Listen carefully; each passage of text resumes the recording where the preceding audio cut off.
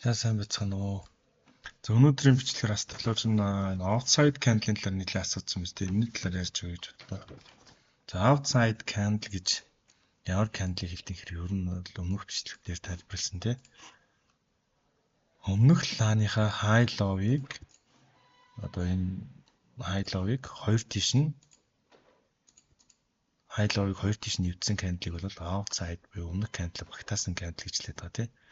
За ийм candle-ыг маркет дээр гарч ирвэл чартн дээр гарч ирвэл яаж конфирмашн авах юм бэ гэдэг талаар өнөөдрийн бичлэгтээр тайлбарлаж өгье гэсэн үг. За өмнөх candle-ийн өнгөн нэтэр бол ямар байх нь ямар ч хамаагүй зүгээр л candle бол ерөөсөө өөрөө week-ийн high low хийж байгаа тийм. Тэр high low-ыг хоёр тийш нэвтсэн байвал энэ бол outside candle гэж үзье. За тийм болоо. За ерөөхдөө outside candle-ыг хоёр төрлөөр ашиглана. Хаана үсэж байгаас намаараад нэг бол трендийн дагуу үсэж ивэл дагах уу сүрэх үү гэдгийг шийдэж байна. Энэ бичлэгээр болохоор би трендийн үед яаж outside candle ажиллаад трендийг дагаж арилжаанд орох юм бэ гэдгийг зааж өгөх гээд байгаа шүү. За сүрэх талаар нь бол ярихгүй гэсэн. За тэгээд логикт одоо нэг liquidity concept-тай уялдуулаад яаж хардаг талаар ярьж байна. За ерөөхдөө outside candle-ыг яаж ашиглах вэ гэхээр маш амархан ашиглана. Тренд явлаа тийм үү? Одоо импульс хөдөлгөөн явлаа, expansion хөдөлгөөн явлаа.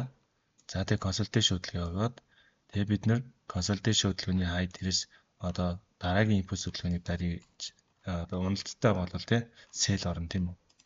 Энэ нь бидний зорилго байдаг. Тэгвэл энд outside candle үүсвэл бид нэр ямар баталгаажуулалт авч болдгоо гэдэг талаар тайлбарлаж өгөх гэдэг. 4 цаг дээр чинь том цаг дээр чи чарт харж байгаа бол outside candle үүслэв шүү дээ. Энд одоо чи нэг импульс хөдөлгөөн авчаад за нэг ганц ногоонлаа гэж болно. За хоёрт ногоонлаа гэж болно тийм үү. Хоёр ногоон байна уу? Өнгө нь ямар ч хамаагүй зүгээр range хөдөлгөөн явуулаа гэж дээ. Consolidation хөдөлгөөн. Тэгээд харин дараа нь яг нөгөө нь бидний харах хэвээр outside candle үүсвэл бид нар яах вэ гэж дагаж орох хэвээр байхгүй. Яагаад гэвэл энд үсч 4 цагийн 1-2 candle өмнө үсч байгаа 2 candle гэдэг нь зүгээр consolidation хөдөлгөөн бий. Одоо цагаа басгаад харуул 1 минут 15 минут ч юм уу ингээ харах юм бол тэнд бол бүхэл бүтэн 7-8 цаг 2 одоо 4 цагийн одоо 2 лав гэсэн үг 8 цаг range хөдөлгөөн явж байгаа нь бол ойлгомжтой болох нь шүү дээ. Тэр бол ойлгомжтой байна.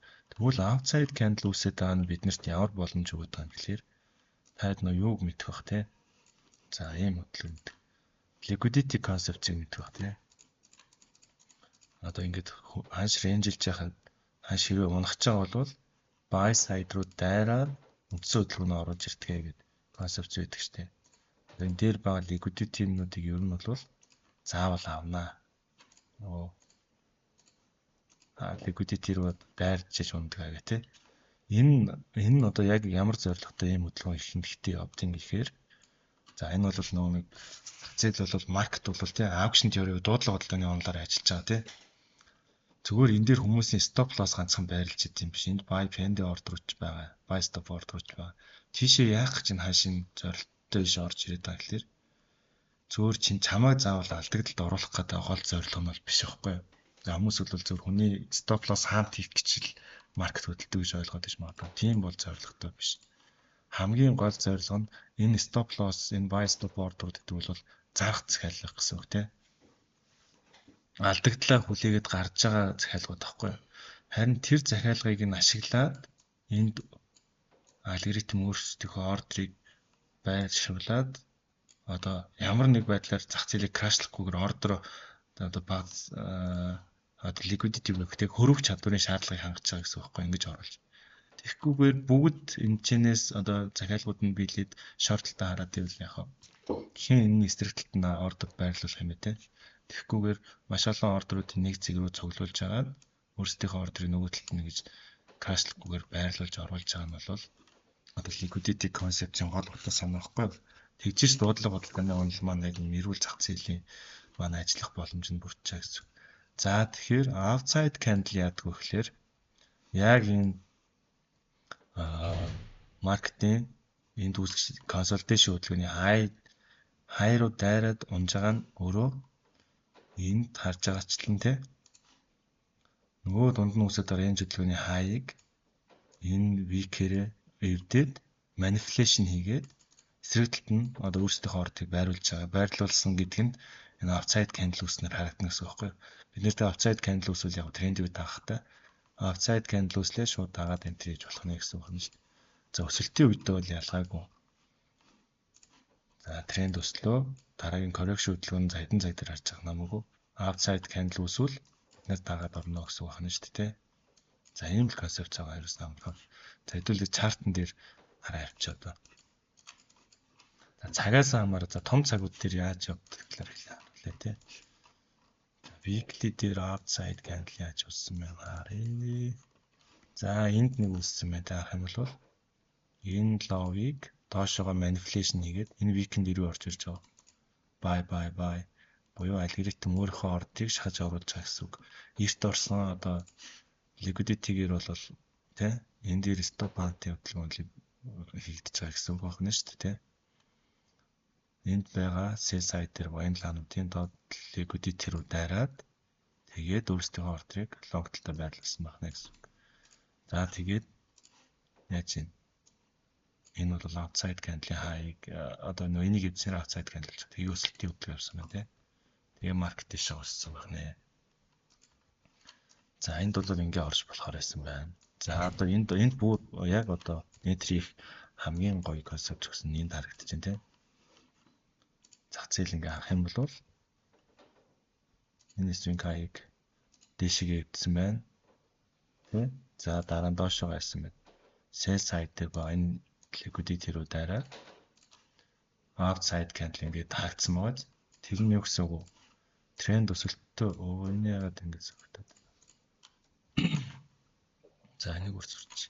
Тренд өсөлтөө байлаа. Энэ бүхэл бүтэн 14 хоногийн одоо тий 2-7 хоногийн хөдөлгөөнд бол маш том range хөдөлгөөн маш тэнд. Тэрний sell side руу дайрлаа. Тэгээд дараагийн үндс хөдөлгөөнд явж байгааз. Тэгээд энд юу харагч юм гэхээр энд нэг үсгсэн outside candle бол энэ sell side-ыг аваад тэгээ явах гэж өслөө шүү гэдэг confirmation өгсөн юм гэсэн үг. За өөр энд юу болсон бэ харъя.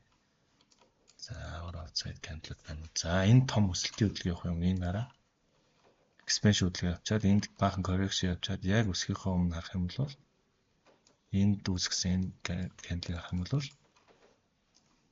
тэгээ томруулаад харах юм бол candle-ийн low руу дайрлаа. Энэчнээс юу хийсэн бэ? Өөрсдийнхөө орд дээрийг manipulation-ыг орууллаа. Тэгээд дараагийн лаанууд явах юм бол энэ том өсөлтөд явсан. Энэ buy талтай байсан байна. Outside candle үсээд өссөн юм шүү дээ. За одоо daily дээр итэл цагаа басгаа. За ийм юмнууд туслана гэхгүй л. За өөр outside candle daily дээр яаж өссөн бэ нарэ тэ тренд үед.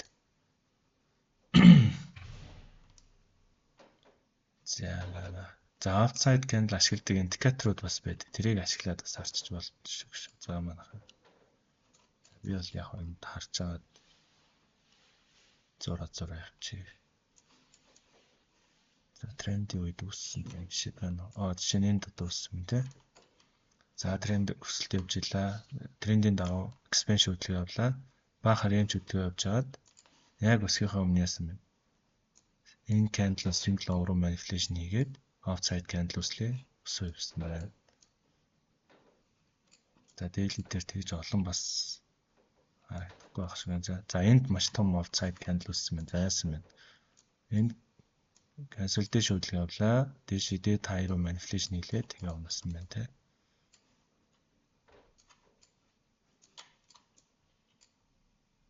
За энд яаж үссэн? Энэ дотор бол ямар нэг outside candle ихэд харагдахгүй байх шиг байна. Энд үссэн байна. За хайш ингээд нэг огцон хөдөлгөөнөөр унж орж ирлээ. Consolidation хөдөлгөөн явлаа. За энэ daily-гийн high, энэ daily-гийн low байна те. За харах юм бол daily-гийн high руу дайраад өөрсдөө ордрыг short-талтай байрлууллаа. За энийг liquidity гэдэг юм болж. Энэ outside candle үслээ. Тэгээ дараагийн хөдөлгөөнөөс ханшаасан юм. Ингээд нуулт орж ирсэн мод. Outside candle үслээ унсан. Тэнд нөгөө л нэг зарчмаараа явж гин гэсэн үг байна шүү дээ. Expansion хөдөлгөөн явлаа, завсрын хөдөлгөөн явлаа, manipulation хийлээ, уналтны явлаа тийм. За энийг харах юм тодорхой харагдаж. Get expansion, consultation, liquidity and унлаа. За өшөө баг цагууд дээр юу болсон байна харъя.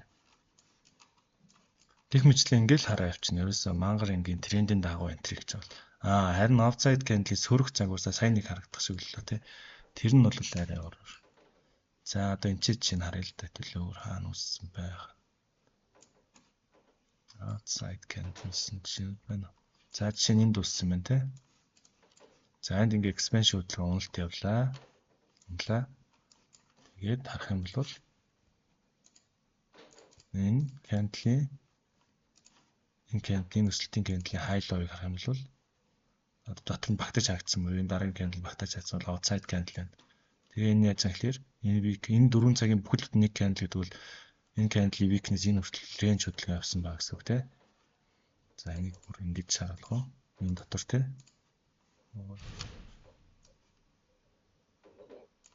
За энэ дотор range хөдөлгөөн авсан ба тий. Тэгээд дэшээ дайрлаа. Ингэж орж ирсэн бол уналтын хөдөлгөөний дотор боллоо гэсэн байна шүү дээ. Тэгээд унахтаа хүртэл энд завсрын хөдөлгөөний хүртэл энд одоо тэрэнд унах чагаа талаар дахиад харуулсан байна. За тэрийн сайн харах юм бол чи ирээд ханш яасан байна. Дэшээ яваад break гэсэн зонлоо шалгахтаа энэ дахиад outside candle үсгэж үзүүлсэн байна. За юм бол энэ candle-ийн low, candle-ийн high энэ тий. За candle-ийн high руу дараад manipulation хийлээ. Буюу expansion хөдөлгөөн, завсрын хөдөлгөөн дуусч байгаа шүү дээ. Тэгээд энэ том хөдөлгөөн орж ирсэн байна тий. За дахиад энэ завсрын хөдөлгөөн явж хад юу болсон байна харъя. Outside candle үүссэн. За энэ бол outside candle юм тий. Candle-ийн high хоёр тишээгээ ütсэн гэдэг чинь. За энэ болохоор трендийг сүрдэг загварын outside candle биш үү. За expansion хөдөлгөөн явлаа. Завсрын хөдөлгөөн орж ирж явах үед завсрын хөдөлгөөн орж ирлээ. Дэшээ ингэж үссэн бол outside candle халаа хүртэл унана гэж байна. За тэр хөдөлгөөн авсан. За дахиад энэ сайн харах юм бол энд бас үссэн байна. Маркет яг унахынхаа өмнө expansion хөдөлгөөн, завсрын хөдөлгөөн дуусч байгааг энд илтгэсэн байна. За энэ үссэн outside candle-ыг харах юм бол энд consultation хөдөлгөөн дууслаа шүү гэдгийг энд manipulation хийлээ гэдэг нь тийм. Энэ дотор ингээд manipulation хийгээд тэгээ яасан байна. Трендийн дагуу уналт нь орж ирсэн байна шүү дээ. За энэ мэтчлээ энд хараа явна гэсэн багхгүй. За outside candle-ийн трендийг дагаж авчих нь бол ийм ойлгомжтой ингээд л хараа явчих болдог байна. Тэгээ үндсэн ойлголт нь болвол энэ тайлбарлалсан тийм.